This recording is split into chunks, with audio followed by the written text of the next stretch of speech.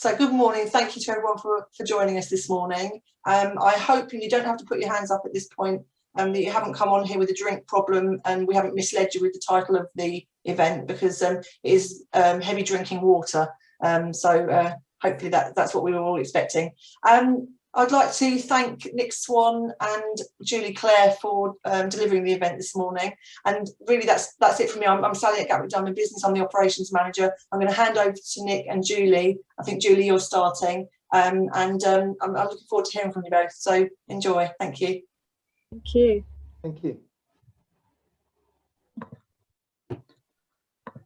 Right. Over to you then, Julie. Okay, thank you. Yeah, thank you very much for inviting us to be with you this afternoon, just to have the opportunity to just share with you our service and you know, what we can do to you know, support your business really. I'm Julie Clare, and my colleague Kirsty is with us too. Just a little bit about our history really. Crawley Wellbeing was set up 13 years ago to promote health and wellbeing to the people that live and work in Crawley. We were set up as part of a survey that was done about 15-16 years ago into health inequalities, and it was decided that maybe there needed to be somewhere where people could go and be signposted to health and wellbeing services in the town, which were great, but people didn't know about them. So that's how we came about. So we were the pilot, and we must have done something right, because they actually rolled it out to the whole of West Sussex. So there is a wellbeing service in the whole of West Sussex. So the other wellbeing hubs, they would be they're in Horsham, Mid Sussex, Ada and Worthing, Arran and Chichester. So everybody that lives in West Sussex has access to a wellbeing service. But we do support people that live and work in Crawley. So our service is funded by Public Health, and we are a completely free service. So anybody that accesses our service, it's a completely free service at the point of entry. What you can see here is our workplace offer. We do have a workplace offer because we do support people that work in Crawley. So we have this poster in place, and I will explain a little bit more about our workplace offer going forward. So our service, we're a preventative health service supporting residents who, as I said, who live and work in Crawley. We have a team of 5 advisors who are trained to give advice and motivation to clients to support them with a range of health and wellbeing issues, such as weight management, getting fitter, nutrition, sensible drinking, that's alcohol, not water, that's coming up later. We have 2 dedicated alcohol advisors who are trained to support people and motivate people to reduce their drinking to a sensible level if necessary, and they can see people for up to 8 sessions, all completely confidential. Smoking cessation, we're part of the West Sussex NHS smoking cessation delivery for this, and yeah, it's quite a big focus at the moment. People are accessing us quite a lot for smoking cessation at the moment. Stress management and mindfulness. Kirsty is our expert in this area, and she can support people with these sorts of techniques. Emotional issues, now they're low-level emotional issues, things that can be supported by a change of diet, lifestyle, and just a little bit of management. Anything more serious, we would signpost to a service better suited to that individual. And we also, when we can get back to face-to-face service, we also deliver the NHS health check, which includes taking blood and blood pressure and giving a heart health reading. And so we do that on behalf of the NHS. I'm really glad that you made contact, because obviously I'm trying to get the word around. So I'll Kirsty. give you a ring the week before just to remind you. So on mute, sorry about that. So in regards to other programs that we offer and can be rolled out to sort of anyone from a workplace or living and working in Crawley as well, we offer a free 12-week weight management program. So this is for anyone who's overweight, who wants to create those sustainable habits in regards to weight loss. And this can have massive benefits on their overall health, from anything from more energy, improved bodily functions, increased sleep, higher immunity, and obviously lower risks of any illnesses or kind of diseases as well. And these offer kind of weekly key topic discussions on aspects such as nutrition, hydration, stress management, exercise, sleep, and just general sort of maintenance tools and techniques. And there's also the option to take part in low impact kind of physical activity as part of the session too. And it's in a small group, normally of around sort of 10 to 12 people. And it's all around creating that awareness as well by noting what you're actually doing and what changes you could make. There are also cook and eat courses that are set up as and when there's a need, and that's really for people who are sort of struggling with cooking skills and budgeting for healthy, balanced kind of meals. Weekly sessions are generally offered online, so covering basic kind of cooking skills, understanding how to eat well for less, learning about sort of food labelling and the pitfalls around kind of the food labelling as well, and then looking at making some healthy, balanced classic meals and trying to kind of adapt some of our favourite meals to kind of make them healthier, and thinking about sort of meal planning ideas going forwards as well. So it's really aimed at people with no sort of previous cooking experience and looking to develop that. There is also the Healthy Walks programme, and that's just started up again now because we've gone into June. It is a limited programme at the moment, so I think there's only 4 walks that are available. So there's 2 in Tilgate Park, 1 in the forest area and 1 in the sort of normal sort of area that everyone goes to, Goffs Park and also Worth Park. And these can all be found on our website, on the events page, and we also log those on our social media. But they're generally a good way for people to get out and about, again, meeting others, and there's different levels of walks that are available there as well, and different kind of gradients. So a nice way to get outside in nature. We do also look at signposting and linking with other programmes in the community, and this can be for anything from kind of mental health support, exercise referral if people have got any specific health or medical conditions that they need a more specific exercise program tailored by a sort of a more highly trained professional, support with and living with sort of managing long-term health conditions. There's programs for that, diabetes management and prevention. Could be just for counselling support as well, or even for people who are now feeling a bit anxious or isolated, and sort of referring along to local community groups and services as well. We do also offer a series of short talks and courses on a range of kind of wellbeing topics, which I think we'll expand on a little bit more in a moment. And also there are a variety of recorded exercise sessions, and these can range from anything from kind of seated exercise through to a little bit more active kind of exercise to music kind of sessions, and they can all be found on our kind of website page as well. A couple of programs that we've offered more recently for workplaces would be the mindfulness, the 6-week mindful living course. So just finished one a little while ago with Erwin Mitchell, and we've also been doing that for a couple of community groups and mental health charities. But it's a nice one for people looking to bring a bit more sense of calm to their life and being more kind of present. So it looks at those key mindfulness aspects, bringing in some sort of guided meditations, some breath awareness techniques, and general sort of tools and techniques to reduce stress and activate more the relaxation response in the body, to help again with sort of productivity, energy levels and sleep.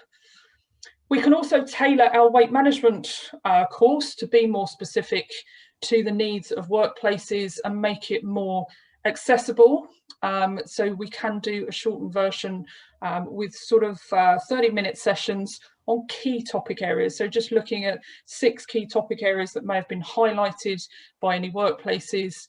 And then we can offer that virtually in a lunch hour, maybe a team meeting before work, after work. So it can be tailored to suit the needs that are there. But it will cover a lot of the same principles as our main course. So looking about bringing awareness to what we're actually doing and what we can change to help us kind of move forwards. Okay, so just continuing the workplace offer, really. Working days lost due to ill health in the UK in the year 2019-20, there were a total of 38.8 million days lost due to ill health in the UK. 17.9 million days were due to stress, depression and anxiety, and 8.9 million days were due to musculoskeletal issues. The benefits of having a health and wellbeing provision in the workplace include reduced stress, greater productivity, increased morale, and improved relationships within the workplace. Having healthy employees definitely has clear financial gains as well. So this is where, you know, we could perhaps come in and support your workplace, support you to support your employees. And a large part of our remit is to provide support to local employers to enable them to support their employees and workforce. We have a workplace package which can be tailored to each individual business. And this could include one-to-one appointments with employees and, if appropriate, use of the body composition scales. If you're not aware of what those are scales that can tell you not only your BMI, they could tell you your hydration levels, visceral fats, which is the internal tummy fat, fat percentage, muscle mass, and give an indication of bone density. So they really are quite, you know, a brilliant way to actually start a conversation about somebody's health. In our individual appointments, that we would then talk to somebody about their lifestyle, and maybe put a plan in place to make some changes if necessary. And the employee would leave with all this information, plus loads of leaflets and signposting if necessary. And then part of what we do would be to come back in a few months' time and see where people are and see if they need any more support. You know, maybe go back on the body composition scales and see if the figures have changed, and see what they need then. So it's an ongoing tailored support. We could perhaps come in and do lunchtime talks and short courses, presentations and exercise sessions. Obviously, we've done these virtually with a few employers recently, and we can do information stands. So really, it's a sort of two-way thing, really. Whatever you might need, or you think you might need, we can try and you know, help and support you with your workplace offer.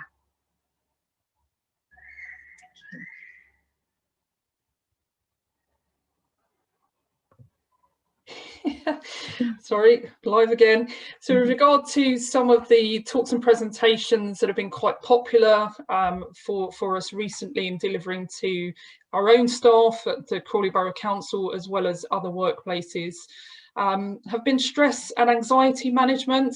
So we've done talks on that, which can be anything from 30 minutes up to an hour, again, and can be tailored to kind of fit in with team meetings, events, or wellbeing weeks.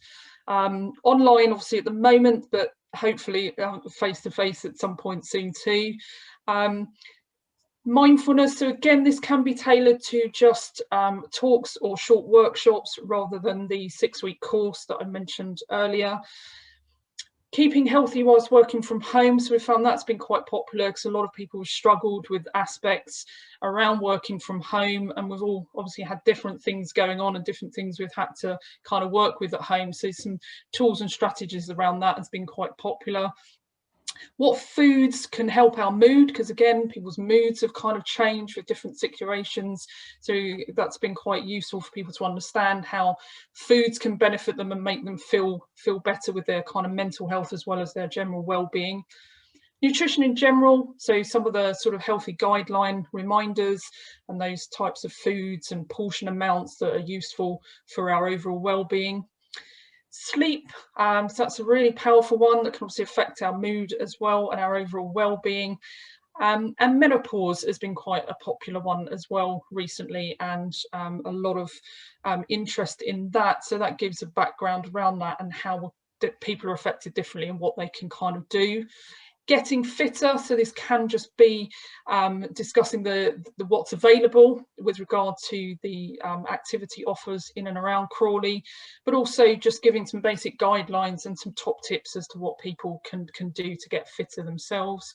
Diabetes prevention, so we have a pre-diabetes intervention, so we can do that for a short presentation, or just a talk on how people can manage their risk factors. But any of these really can be tailored to suit and on topics that are of interest. So if there are any particular themes that come up for anybody, obviously, please do let us know as well, and we can tailor them to suit. So really, it just leaves us to tell you about how you can find us or find more information about us. So we are available Monday to Friday, 9 to 5, and you have our phone line there. We do also have our website, which lists all our kind of events and our services as well, so you can see what's going on and what might be of interest. You can also email us with any kind of inquiries or requests for anything, and we are on all the social media channels as well there, so if you are on those, we do also use those to log events, talk about wellbeing campaigns that are going on, and just share useful tools and articles as well. So the main ones we're on there are Facebook, Instagram and Twitter. But yeah, really that concludes our talk, I think, unless Julia has anything else to add or anyone has any questions. Yeah, questions, and thank you for listening. Excellent, thank you, Julie and Kirsty. Has anyone got any questions that they'd like to ask before Nick takes over on the screen and we listen to his presentation? Has anyone got anything they'd like to ask Julie or Kirsty? Just a quickie from me, just a general question, Julie. What sort of appetite do you find, what sort of take up do you get in the business community, not just GDB, but you know, in the subject matter and these excellent services that you offer? What's the take up? Yeah, we've well, pre-COVID we had our workplace offer was very well received. We've worked with lots and lots of companies in Crawley, and you know, the wider community that we're talking about here, we can always signpost one of the other wellbeing teams for them to support in that particular area. But we have worked with a lot of companies. Just off the top of my head, pre-COVID, we were working with maybe 20 to 30 companies a year. Yeah, so you know, we've sort of like developed our offer, and we did change it a little bit last year with you know, we're doing the virtual offer, and still work with a good number of companies. We've done an awful lot with Crawley Borough Council, you know, to keep things going. But yeah, we do have a good take up, but we'd just like to let people know that we are there and available, and whatever size of company, we were more than happy to work with you. I've got a question, Sally, if I may. Yeah, go ahead, Nick. Yeah, hi, Julie and Kirsty. Just seems a huge amount of skills and help and advice that you can give within 5 of you. Are you all rounders, or are you specialise in different areas, the 5 of you? Right. So yeah, the answer to that is yes, we're generally all rounders, but we do have certain advisors who specialise in certain areas. So we have 2 dedicated alcohol advisors, and I would say that Kirsty was she's definitely an all-rounder, but you know, she does specialise in the mindfulness, stress management strategies and that kind of thing. We do have a dedicated workplace advisor, and yeah, we do sort of like specialise in sort of different things, but generally we all do everything. Thank you. I had a question a bit similar to Jeff, really. I just wondered what the balance was between you dealing with the sort of the general public, if you like, and I know everyone's general public really, even if you are working, but and dealing directly with businesses, whether you dealt more with the general public or it was evenly balanced between business and general. Right, I would say that it's more general public, but the workplace interest has definitely increased, certainly over the last few years, and it's much more of a focus. Yeah. That's brilliant. So obviously we need to be helping you to get the word out there. It's a shame there aren't more people on here today, but we are recording, so that's going to go on to the website so that we can share. And you kind of answered my second question, which was about obviously you're working for Crawley Borough Council, so that's Crawley-based businesses, but there are others that do the same role in other areas of the Gatwick Diamond. That's absolutely. All the other wellbeing hubs, as we call them, in all the different areas in West Sussex, all cover the same topics. So they've all got a workplace offer, they've all got the same sorts of offers. They might do things slightly differently depending on, you know, the needs of that particular area, but we all have the same basic offer. And yeah, and it doesn't matter if you've got anybody that's interested from a different area. If they come to us, we will certainly make sure that somebody gets in touch with them from the relevant area. Excellent, that's brilliant to know. Thank you, Julie. Thank you. Nick, do you want to share your screen? We can come back to some further questions. Well, I don't know, Sally, if I want to share my. I do want to share my screen. You know you do. Whether it's going to share is another thing. Here we go. So let's do that. And let's do that, and let's do that, and now you tell me whether you can see something. Perfect. We can. You can. You're up and running, Nick. No, over to you. Not quite yet. I'm not. Okay. Right, now I am. Hello everyone. So it's Nick Swan here. And this is the title of this presentation is called To Be Hydrated or Dehydrated? That is the question. So first of all, I should say that I'm not a doctor or a specialist in any science of water or hydration. I'm just someone that's worked in this drinking water industry for sort of 35 years now, managing operations in Bahrain, Riyadh, Baltimore, Washington, DC, and of course in London and now in Gatwick. So I've seen, you know, how being properly hydrated is good for the body, good for the mind, and good for the skin. So, for example, I'm always being told that I look like a 10-year-old. So I either look like a 10-year-old or act like a 10-year-old, one of the two. So the main purpose of this session is to remind you of facts that you may already know about hydration, dehydration, and hopefully mention a few things that you don't know. With a bit of luck, the end result will be for you to think more about good hydration so that you become hydration lovers. Now, you may need to excuse me, there may be a slight slant towards water, good old water, as that's what I've been preaching for years. But for the record, good hydration can be achieved by various types of fluid, fruit and vegetables. So let me, as a starter, ask the one gentleman in this house, in the group here. I think, no, how many gents we got? We've got 3 or 4, haven't we? Ask yourself, do you love water or do you drink it when you have to drink it, gents? Okay. And knowing I went out with Jeff last night for a meeting, and I imagine that Jeff's view is that he thinks of water mixed with other drinks. So, and I know you're not a Jason, Jeff, but And actually, ladies, how many of you are human cactuses? And how do you want your skin to look, and how do you really think it sometimes looks? Okay, so staying hydrated is essential to keeping your body and healthy and satisfied.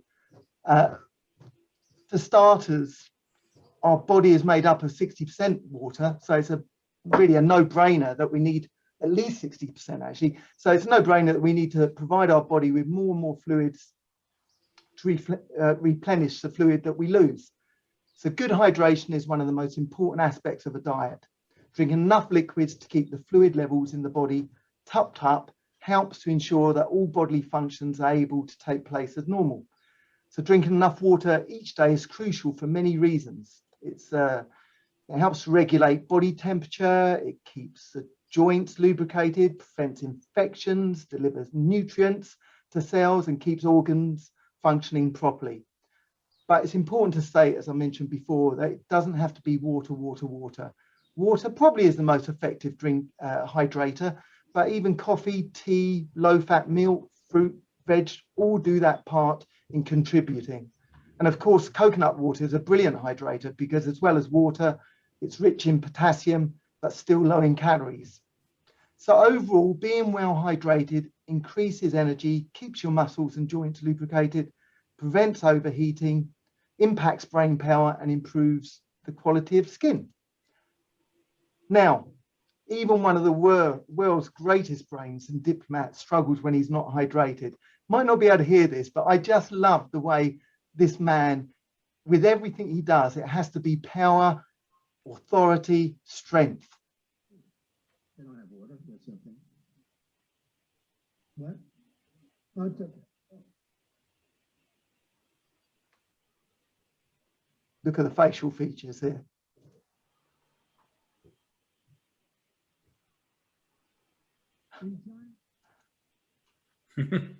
So for men, the Institute of Medicine recommends that 3 litres of water each day is consumed. For women, they suggest a little over 2 litres of fluid each day.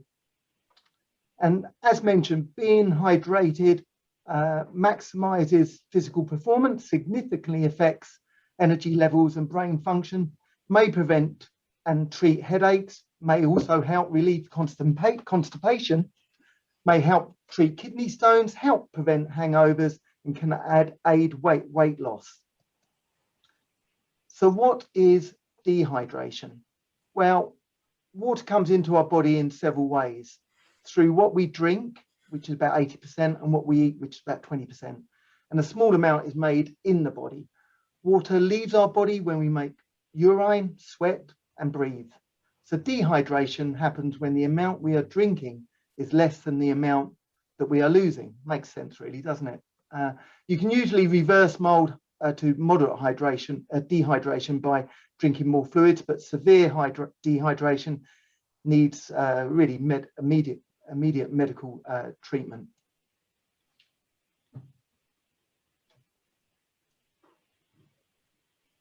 And you probably heard this term before,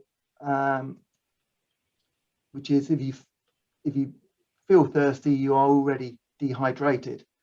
So it's important not to get to that point where you feel that you need a drink of water, because actually it's gone past the stage. So I would always recommend regular drinking at regular times. So let's just recap on a few of the effects of dehydration. You've got decrease in mental performance, physical performance, lethargic, tiredness, poor gut health, skin conditions can suffer, and headaches. So look to your side now, and I wonder what is next to you. Is it tea, coffee, water, or 2 of the 3? And if I mention a 3-letter word that measures your hydration level, just think what word I'm talking about. Any ideas? The word is pee. Okay. So urine, which is a horrible sounding word, isn't it? Is medically defined as a liquid byproduct of the body secreted by the kidneys through a process called urination. So having a wee is how the body gets rid of unwanted or unneeded substances in the blood. You know, I'm not saying now that you should carry a pee chart around with you, but actually maybe next time you have a wee, look down to see how you range on the colour chart. And actually, we've got one of these colour charts in our staff loo, and I always think it's quite a good idea to have it pinned up above or opposite or both where the loo is, just so you can, you know, if you want to check. So, does anyone actually know a water that actually causes dehydration? Ways of keeping yourself hydrated. So, vegetables provide a level of water and vegetable juices are better for hydration than fruit juice.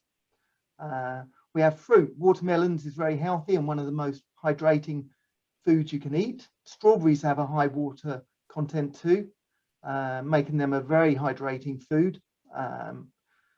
Good old coconut water is a brilliant hydrator. And guess what? When it comes to hydration, coffee can get a bit of a bum rap due to the belief that the caffeine in coffee causes dehydration. However, while caffeine is a mild diuretic, it doesn't really cause you to lose so much urine that it puts you at risk of dehydration. You know, I often say possibly have a drink of water before or after you've had a hot drink can help. But really, the best one, water. So let's look just, you know, for you, maybe just to look at the type of drinking waters that's out there. So first of all, tap water. Now, it's a pipe water supply. Tap water is found everywhere, from the water that flushes a public toilet to the water that comes out of your kitchen sink or cleans your glassware in your dishwasher.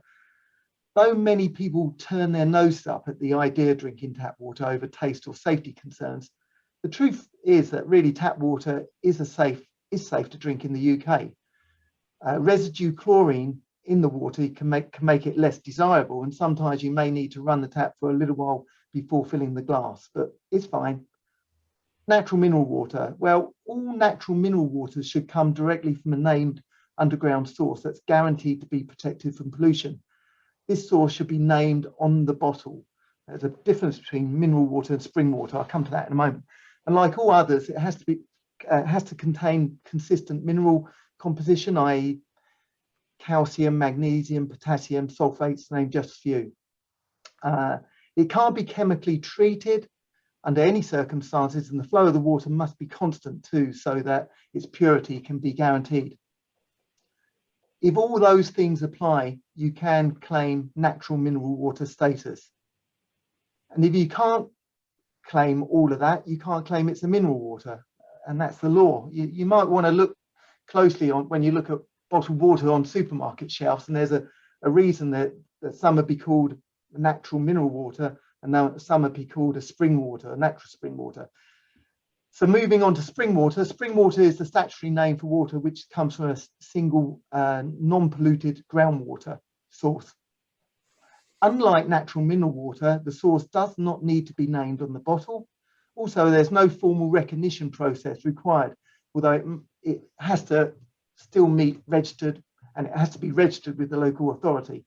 Many natural mineral waters begin their life as spring water, trading as such during the 2-year testing period for them to become a natural mineral water. But a lot, for various reasons just mentioned, just stay as a spring water. And as I said, unlike natural mineral waters, spring waters may undergo permitted treatments, but like natural mineral water, they must comply with the drinking water regulations. You may have seen purified water. So purified water is usually a tap or groundwater which has been treated to remove harmful substances like bacteria, fungi, and parasites. This means that drinking it is pretty much guaranteed to be safe. Because all potentially harmful substances are removed from purified water, you know, some people say that you miss out on some of the potentially beneficial ones that are added to tap water, like fluoride, which helps to reduce tooth decay in very, very minor amounts. Some companies like Nestle add certain minerals as well to their water. You may have heard of alkaline water. So alkaline water has a higher pH level than normal tap water and contains alkaline minerals and negative oxidation reduction potential, ORP as it's commonly known. The fact that this type of water has a higher pH level has led some people to believe that it may help neutralize acid in the body, help slow the aging process, or even prevent cancer. However, really, there's no real scientific proof of this being true. So let's look at ways of drinking more water. As I take a gulp. It sounds obvious, but I would always suggest make a habit to have a glass of water with every main meal. Having water with food can aid you to have a pause between your bites, and thus allowing you a moment to check in with old hunger in your body, as well as fullness signals. This can in turn prevent you from overheating and also can help you in weight loss. Actually, it's been said that if you have a big glass of water, like half an hour before you're planning to have a meal, it really does take away that hunger and can help you not eat so much. Try it out. Having a refillable bottle next to you can be a constant reminder to finish what's in it and refill it. So it's a good measurement flask. If you say have a 500 ml bottle, you may target to finish it and fill it every 2 to 3 times during a day. I know, have you seen these? You can also get apps to help you drink more. You can combine your efforts to drink more water with one of the many apps available to remind you to drink water. Water Tracker helps to develop good habits of drinking water. It reminds you and also can tell you how much you've drunk during the day. You know, a few of them you can enter your weight, and it will remind you and pings you a little sound every time it tells you that you should be having a drink. I've had one of those for a while. I don't really need it, so I don't use it that often. But now let's look at the most important period of first thing in the morning, last thing at night. Perhaps when you wake up in the morning and struggle downstairs to have your first desperate cup of tea or coffee,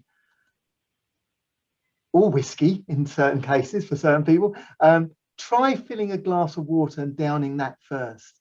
And I don't care whether it's tap water, bottled water, any type of water. Tomorrow morning, when you're really, really feeling you need a drink, you either do this currently, or like I used to many, many years ago, and I know some people say, I've got to have a cup of tea, I've got to have my first cup of tea. Just try having a drink of water first. It's the quickest way of bringing you back to life and rehydrate your body after 6 hours plus of sleep without any rehydration. Then have your cuppa with your body feeling less desperate for fluid. You may even enjoy that cup of coffee or tea even more by having a drink of water before.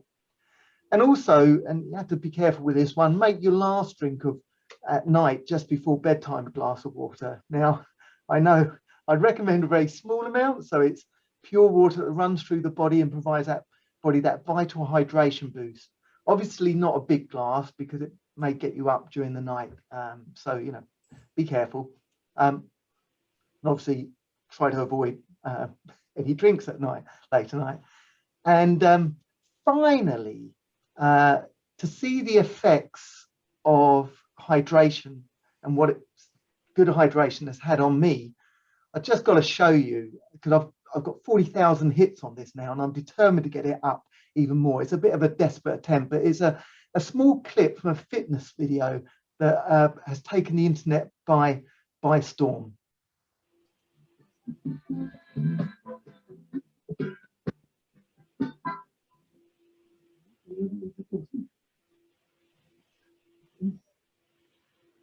can get your hand in. Basically, what you're doing is just lifting up. Just enough to feel the crunch.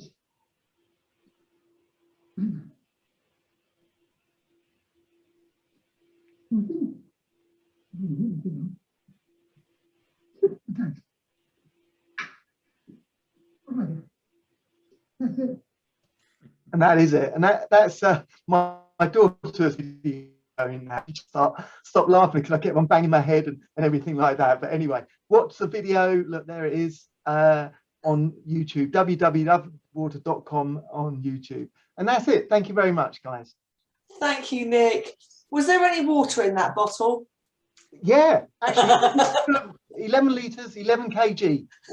All the exercise is done on that video that you'll see include full bottles.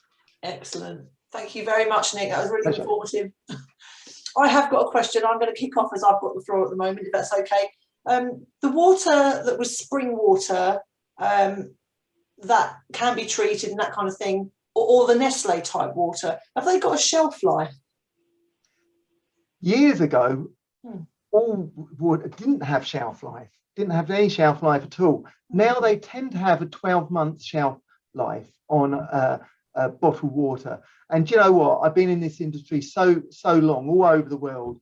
It takes pretty bad water for you to get any tummy upsets. I mean, you know, you can have a bottle of water, 500 ml bottle of water. Now, this is unofficial. I'm not saying this as a statement, a love water statement. But if it's got that much air in the bottle, that water be fine for 2 years, 3 years, and you drink. But you probably wouldn't drink it because you know it's like 2 years old, being bottled 2 years ago. But actually, yeah, 12 months generally is the life on a bottle. Okay. Thank you, Nick. I found that really informative. I've got my own journey with water. I do drink a lot of water, not as much as I should perhaps, but I've got rid of my milk drink in the morning, and I have a glass of water in the morning with my breakfast, and I've always got a glass of water by my desk. It's when you're out and about that I think it gets a bit more difficult. But has anyone got anything they'd like to ask? Yeah, I have. Yeah. I drink quite a lot of water. I'm drinking a lot more water than I used to, and I must admit I do feel a lot better for it. I like fizzy water, sparkling water, although I don't drink it as often as I did because I was told it was not good for women, particularly women of a certain age. It's not meant to be good for our bones and what have you, to do with osteoporosis and what have you. Is that true? Do you know what? I mean, I don't know that's true, right? But over the years, again, you hear everything that's very popular always gets knocked and gets some weird and wonderful, you know, it's dangerous to drink too much water, all this stuff. And, you know, there's so much.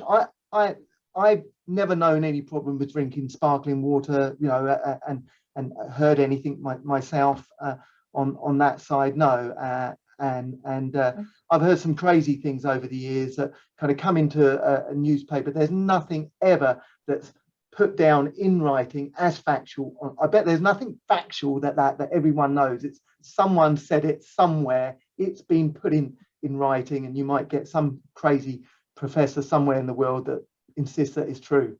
You know, I would say, you know, just the general thing about drinking water, whether it's sparkling or still, you know, I think there's this thing about if you drink water at room temperature, the body absorbs it more.